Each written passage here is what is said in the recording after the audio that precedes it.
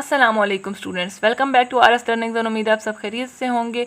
आज हमने डिस्कस करना है साइकोलॉजी 406 फाइनल टर्म सीरीज में lesson number 30 motivation in learning and teaching 3।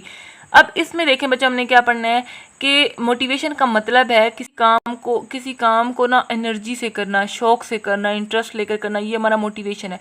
अगर स्टूडेंट्स जो है वो मोटिवेट होंगे तो वो ज़्यादा देर से पढ़ेंगे और अच्छी परफॉर्मेंस दिखाएंगे। साइकोलॉजिस्ट ने हमें यहाँ पर कितने फैक्टर्स दिए? 6 फैक्टर्स दिए जो स्टूडेंट्स की मोटिवेशन को बढ़ाते हैं। अब ये 6 फैक्टर्स कौन कौन सा है? Nature of task, autonomy, groups, evolution process, time management and block scheduling. ये हमने आज इस लेसन में पढ़ना है। ये लॉन्ग क्वेश्चन भी आ सकता है, शॉर्ट भी, मतलब हर पॉइंट में से शॉर्ट। अब यहाँ पर आपने याद रखना है कि फर्स्ट कौन सा है, सेकंड कौन सा है, थर्ड कौन सा है, ये इस तरह के MCQ आ सकते हैं। अब देखिए नेचर ऑफ टास्क यहाँ पर क्या है, मतलब कि काम करने का जो कर लें तरीका, काम करने का तरीका, काम का तरीका। अब ये हमारे पास फर्स्ट मोटिवेटिंग फैक्टर है in this regard to nature of task. अगर काम क्लियर अच्छी तरह बता दिया जाए तो स्टूडेंट्स को समझ आता है कि क्या करना है और वो ज़्यादा इंटरेस्टेड होते हैं। अगर काम घुमाया फिराया हुआ हो, वैग्यू हो, तो वो मोटिवेशन कम हो जाती है। ठीक है। अब अगर यहाँ पर clear goals are motivating as opposed to the vague ones, जो क्लियर गोल्स होते हैं वो मोटिवेट करते हैं बच्चे को, जो घुमाया फिराया हुआ होता है वो बच्चे की मोटिवेशन को कम कर देता है। अब ऑटोनॉमी क्या, ये सेकंड है। जब स्टूडेंट्स को ये फ्रीडम मिलती है कि वो जो काम है वो अपनी मर्जी से करें, अपना तरीका चुनें, तो उनको कॉन्फिडेंस और मोटिवेशन दोनों ही बढ़ती है। अब जैसे अगर एक स्टूडेंट वो प्रेजेंटेशन, वो कहे कि प्रेजेंटेशन बनाओ, तुम्हारा टॉपिक और स्टाइल तुम खुद ही चूज़ करोगे, तो जो स्टूडेंट्स हैं ना वो ज़्यादा एक्साइटेड होते हैं। अब यहाँ पर है हमारे पास अगला है रिकॉग्निशन। ये थर्ड फैक्टर ऑटोनॉमी के अंदर ही दिया हुआ है, ये वाला।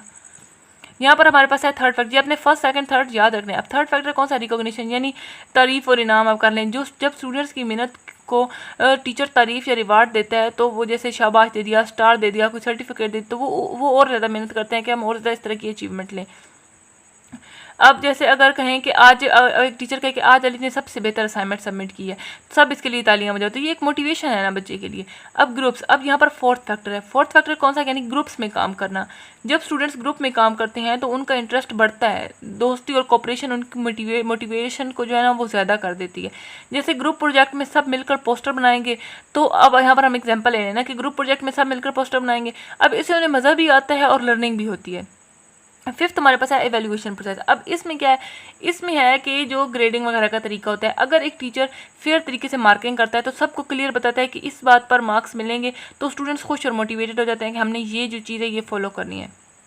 अगर टीचर ही बायस्ड हो या गलत मार्किंग करे तो स्टूडेंट्स का दिल टूट जाता है और वो फिर पढ़ना ही छोड़ देते हैं। टाइम मैनेजमेंट क्या है? वक्त की प्लानिंग।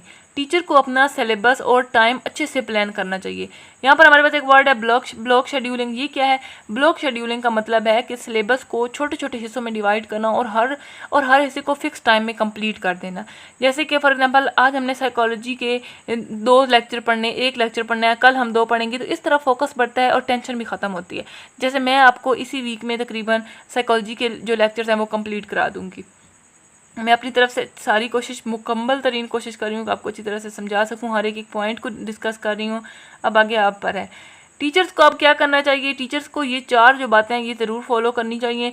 क्लासरूम को provide in an organise classroom. ये आपके यहाँ है लास्ट वाली लाइन में, teacher ensured 4 of the basic requirement, ये वाला। यहाँ पर है कि क्लासरूम को ऑर्गेनाइज और सपोर्टिव बनाना, लर्निंग गोल्स को क्लियर और स्पेसिफिक रखना, स्टूडेंट्स को बताना कि उनकी लर्निंग उनकी ज़िंदगी में कैसे काम आएगी, स्टूडेंट्स को फोकस रहने की ट्रेन देना। ये था जी हमारा आज का लेसन। इसमें हम देख लेते हैं कि हमारा कौन कौन से इंपॉर्टेंट क्वेश्चन बने हैं। तो यहाँ पर पहले देखें कि स्टूडेंट्स मोटिवेशन किस चीज़ पर डिपेंड करती है। स्टूडेंट मोटिवेशन 6 फैक्टर्स पर डिपेंड करती है। वो है nature of task, autonomy, recognition, groups, evaluation process और टाइम मैनेजमेंट, जो अभी हमने पढ़े।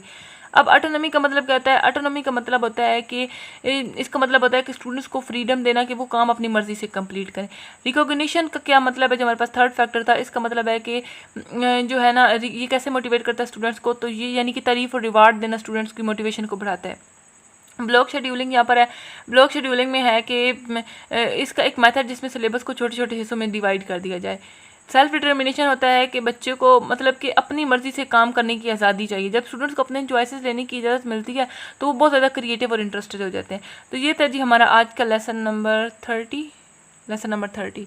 उम्मीद है आपको लेक्चर अच्छी तरह से समझ आ गया होगा। अगर फिर भी कोई कन्फ्यूजन है तो आप कमेंट बॉक्स में पूछ सकते हैं। बच्चों चैनल को लाजमी सब्सक्राइब कर दिया करें, अपने दोस्तों के साथ वीडियो को शेयर किया करें। अगर कोई कन्फ्यूजन हो तो कमेंट बॉक्स में पूछ दिया करें और मुझे अपनी दुआओं में लाजमी याद रखा करें। मिलते हैं नेक्स्ट वीडियो में। अल्लाह ताला आपका हामी और नासिर। अल्लाह हाफिज़।